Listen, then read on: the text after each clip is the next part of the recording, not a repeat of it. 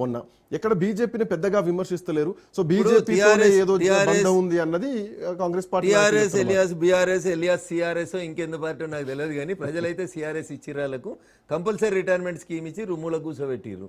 ఈ రాష్ట్రాన్ని పాలిస్తుంది ఎవరు? కాంగ్రెస్ పార్టీ. ఈ రాష్ట్రంలో ప్రధాన ప్రతిపక్షం ఎవరు? ప్రజలు తీర్పిచ్చినప్పుడు బీఆర్ఎస్ పార్టీ. సో బీఆర్ఎస్ ఎవరిని తిట్టాలి? 3వ స్థానంలో ఉన్న బీజేపీని తిట్టాలా? ఎవరిని తిట్టాలి శ్రీకాంత్ గారు? అధికారంలో పార్టీని తిడతారు. ఇప్పుడు మేము రైతు బంధిస్తలేమా? మమ్మల్ని ఏమని తిడతాడు కేసీఆర్ అనేటైనా బయటకు వచ్చి? ఎవరు అధికారంలో ఉన్నారు? ఎవరున్నారన్న? కేంద్రంలో మీరున్నారు కదా, కేంద్రం చేయాల్సిందే. శ్రీకాంత్ గారు, దురదృష్టం మన తెలుగు మీడియా ఆవేశం ఇదే. మమ్మల్ని ఎందుకు తిడతారు? కేంద్రం ఏం చేయాలి ఇప్పుడు? కేసీఆర్కి, కేంద్రానికి కేసీఆర్కి ఇప్పుడు ఉన్న సంబంధం ఏంది?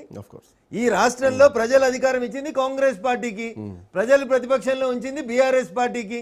బీఆర్ఎస్ తిడితే కాంగ్రెస్ తిట్టాలి, కాంగ్రెస్ తిడితే బీఆర్ఎస్ తిట్టాలి. 3rd స్థానంలో ఉన్నామని మీరే అంటారు కదా. దక్షిణాదిలో బీజేపీ ప్రభావమే లేదంటారు కదా. తెలంగాణలో మేము అధికారంలోకే వచ్చే ఆశలు లేవంటారు కదా. మరి మమ్మల్ని తిడితే మీకేమవుతుంది అన్న? టైం వేస్ట్ తప్ప. అందుకనే కేంద్రానికి కేసీఆర్ కు ఏం సంబంధం అని చెప్పేసి మీరు అంటున్నారు.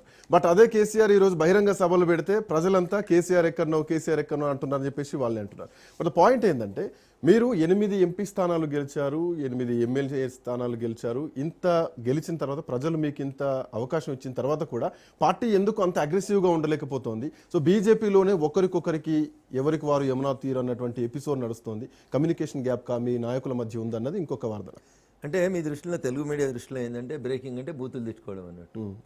రైతు బంధు అని అవులా ఎవడు, ఇది మీరు ప్లేట్ బ్రేకింగ్లు వేస్తారన్నట్టు. కరీంనగర్ సిపిని వేదవాన్ని తిట్టిన ఎమ్మెల్యే, ఇది మీరు ఎర్ర ప్లేట్లు పెట్టి బ్రేకింగ్ వేసుకుంటారు. మీ తప్పిది. ఈ తొందరపడతానే ఎవరిదంటే తెలుగు మీడియాది. నేను 2 గంటలు మాట్లాడాను మీడియాతో, మీరు 2 లైన్లు కూడా స్క్రోలింగ్ అయ్యారు. అదే నేను ఎవరైనా ఒక బూత్ మాట తిట్టినా అనుకోండి, మీరు సాయంత్రం దాకా దాన్నే ప్లేట్ బ్రేకింగ్ వేస్తారు. తప్పేవాళ్ళన్నా మీదే అంటున్నా. నాయకుల మధ్యలో 100% కమ్యూనికేషన్ ఉంది. మేము 100% సరిగానే పనిచేస్తున్నాం. మేము సరిగా పనిచేస్తున్నాం కాబట్టి ఇలా వరంగల్కి మామనూరులో ఎయిర్పోర్ట్ వస్తుంది. మమ్మల్ని తిడుతున్న వాళ్ళు పొద్దుగాలైతే హైదరాబాద్ నుంచి వరంగల్కి పోతున్న జాతీయ రహదారి వేసింది మేము. ఇలా వరంగల్లో 1000 కోట్లు పెట్టి టెక్స్టైల్ పార్క్ ఇస్తుంది మేము కాకపోతే మీరు ఇస్తురా? ఎవరు ఇస్తారు? ఇలా మా పూర్వ మెదక్ జిల్లా జైరాబాద్లో నీమ్స్ ఇస్తున్నాం, మేము ఇస్తున్నాం నీమ్స్. ఎవరిచ్చిరు అంటున్నా? 10 ఏళ్ల టీఆర్ఎస్ పాలనలో ఎయిర్పోర్ట్కు జాగిచ్చిరా? వరంగల్కి ట్రైబల్ యూనివర్సిటీ ఇచ్చింది మేమే కదా, పాత వరంగల్ జిల్లాకి. హార్టికల్చర్ యూనివర్సిటీ ఇస్తే ములుగులో పెట్టుకుంది కేసీఆర్ కాదా? జిల్లాకు మెడికల్ కాలేజ్ పెట్టిరు, కేంద్ర ప్రభుత్వం అనుమతి ఇవ్వలేదా? ఏం మాట్లాడతారన్న? మేము పని చేయకపోతే మీరు పని చేస్తురా? ఫామ్ హౌస్లోకి వెళ్ళి చంద్రశేఖరరావు పని చేస్తే ఇవాళ మామనూరు ఎయిర్పోర్ట్ వచ్చిందా? రేపు ఆదిలాబాద్ ఎయిర్పోర్ట్ వస్తుందా? పోయి చూడు, Secunderabad railway station Shamshabad airport కంటే మంచిగా ఉంది. చెర్లపల్లి టెర్మినల్ కట్టినమన్న 1000 కోట్లు పెట్టి, కిలోమీటర్ రోడ్ వేస్తలేడు 100 కోట్లు పెట్టి రాష్ట్ర ప్రభుత్వం. ఒక్క రోడ్ చూపెట్టి 2.5 ఏళ్లలో మేము వేసిన రోడ్లు చూపెడతాం, జాతీయ రహదారులు చూపెడతాం. మీకు మనసు ఎట్లా వస్తుంది అన్న బీజేపీ గురించి మాట్లాడేందుకు?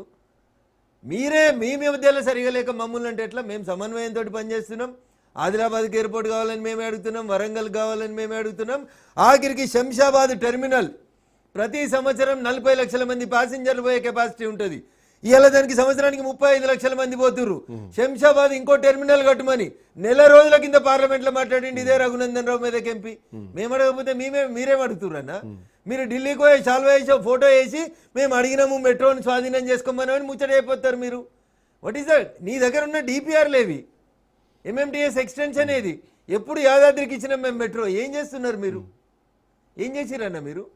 అవ్వ పెట్టది అడక తిననేది మేము ఇస్తాం, మమ్మల్ని ఎగ్జిక్యూట్ చేయనియరు. ఈ రాష్ట్రంలో జాతీయ రహదారులు ఎంత పెరిగినాయి లెక్క అయినరన్నా? తెలంగాణ ఏర్పాటైనప్పుడు మోడీ గారు ప్రధానమంత్రి అయ్యేసరికి ఈ రాష్ట్రంలో 2500 కిలోమీటర్లు జాతీయ రహదారులు ఉంటాయి.